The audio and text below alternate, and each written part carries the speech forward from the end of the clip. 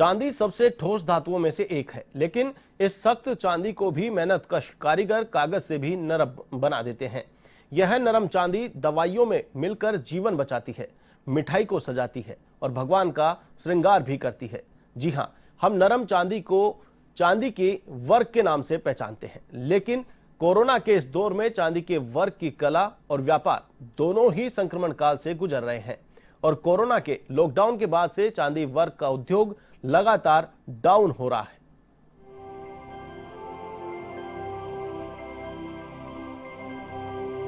चांदी के वर्क को दुनिया की सबसे पतली मेटल शीट कहना गलत नहीं होगा।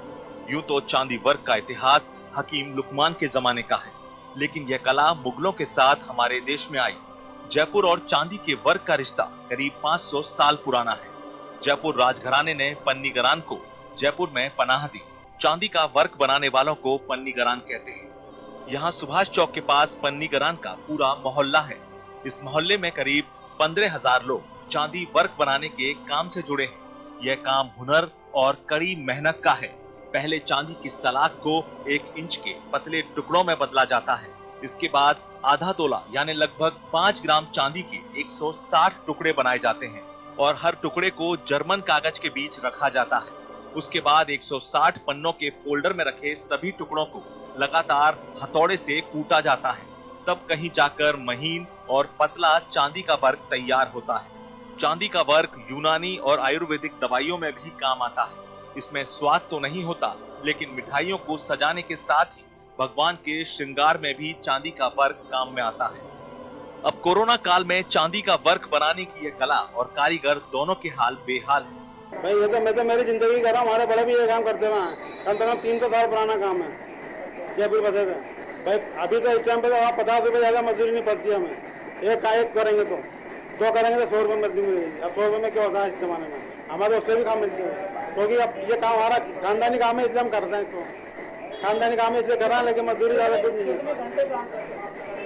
भाई। इसके खाली 3 घंटे में तो तैयार होता है, इसके बाद कटिंग होती है इसकी 2 घंटे में। 5-6 घंटे काम होता है। 5-6 घंटे के अंदर 100 रुपये मिलते हैं हमें। कोई मदद के लिए नहीं आया, कोई कॉन्ट्रैक्ट नहीं हुआ। खाली वो लॉकडाउन के अंदर जो सामान जो बांटा था, आटा बटा, चावल दाल बटी, सिर्फ वही मिला है। उसके अलावा कुछ और मदद कोई नहीं मिली है। लॉकडाउन के 3 महीने यह पूरा इलाका कर्फ्यू की गिरफ्त में रहा। इसके बाद अभी तक चांदी वर्क की मांग नहीं निकल पाई। इसको देखते हुए ठेकेदारों ने मेहनताना कम कर दिया। पहले 150 शीट की एक बुक के 50 से 60 रुपए मिल जाते थे, लेकिन अब इस काम का मेहनताना आधा ही रह गया है। एक कारीगर यदि दिन भर मेहनत करे तो मुश्किल से 3 बुक तैयार कर सकता है, यानी दिन भर की मेहनत के बदले में मिलते हैं केवल 75 रुपए। इस महंगाई के जमाने में 75 रुपए से परिवार का पेट पालना किसी संक्रमण से कम नहीं। ऐसे में सरकार से कोई सहयोग नहीं मिलना दर्द में इजाफा कर देता है।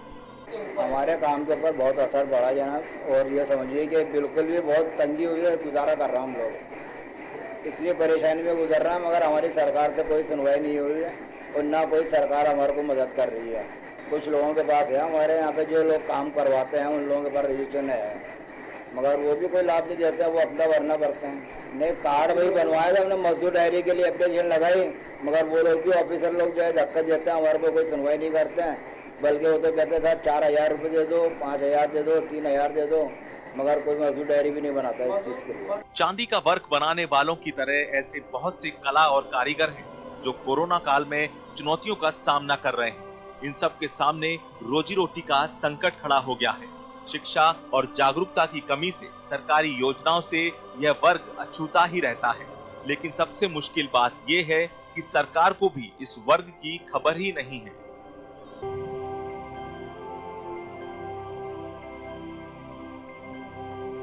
गुलाबी नगर का सदियों पुराना व्यवसाय और हस्तशिल्प कला है चांदी के वर्क बनाना, लेकिन कोरोना के कारण यह कला इन दिनों धूमिल होती नजर आ रही है।